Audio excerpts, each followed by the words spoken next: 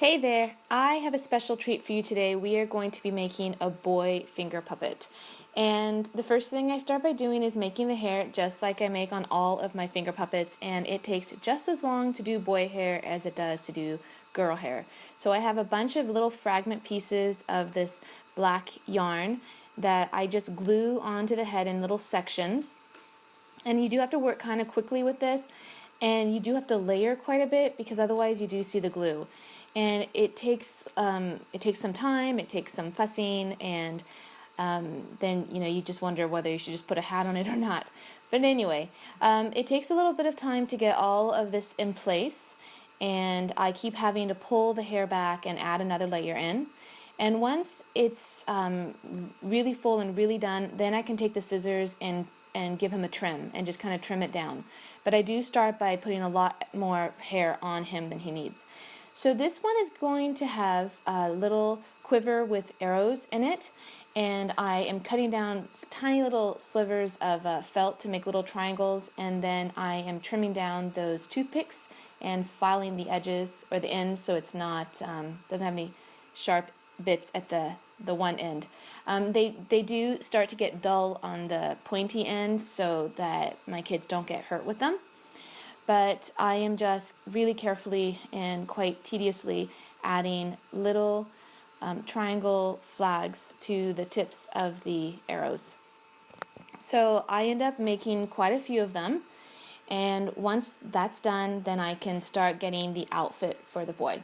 So we start with some brown felt, and I'm just going to make this a really simple tunic type outfit. And I just glue up the back, and you can see that it's extra tall at the front near his neck, and I'm going to come in and fix that up because it doesn't look so good. Once I turn him around, you're going to see that he just doesn't look that great. So I take my scissors, cut a bunch of slits, and then I glue all those little slits down and make it nice and tight and tidy right under his neck. And that just kind of gives it a nice finished look. And it will help later when we put his quiver on.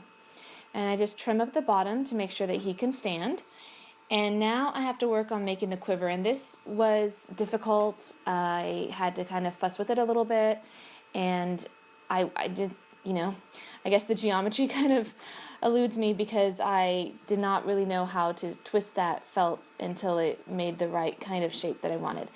And I try a few times, and I'm able to get it to a shape that I like, and it's a little bit too long, so I got to trim it down, and I think I have to trim it down twice before it fits pretty well. And the arrows fit in well, and now I need to make the little straps for the quiver, and I make them in the same brown so it's all matching. And since I don't really know what I'm doing, I'm just cutting little straps and gluing them together, and I kind of make this almost like a necklace in a way. It can slip over his head basically. So the quiver is attached to this piece, and then I can fit it over his head, and it just kind of hangs there. And I consider making it a removable accessory so the kids can take it on and off. And I think that he needs something else before I actually put it in place. And so I get a piece of green felt, and I'm going to make him a cloak, and I'm just eyeballing a piece that I think will work, and I just need to trim it down and make it straight. And then I curve this one out a little bit, and I make it so that it's an asymmetrical cloak. And I kind of like changing it up a little bit, otherwise they get kind of they start looking all the same after a while. So I just trim it a little bit more. It's still asymmetrical, but I trim it a little bit more just to make sure that he can still stand up when the kids are playing with him. Then I need a little bit of a button here, right at the front of his cloak. And once that's in place, and I'm happy with the way the cloak looks and the button, then I can glue down the quiver and the strap in the front, just so that it stays in place, because I decide that removable arrows is enough of a removable accessory. And they all fit well inside, and that's it. He's all finished. And after months and months, we still have all the arrows. Okay guys, thanks for watching.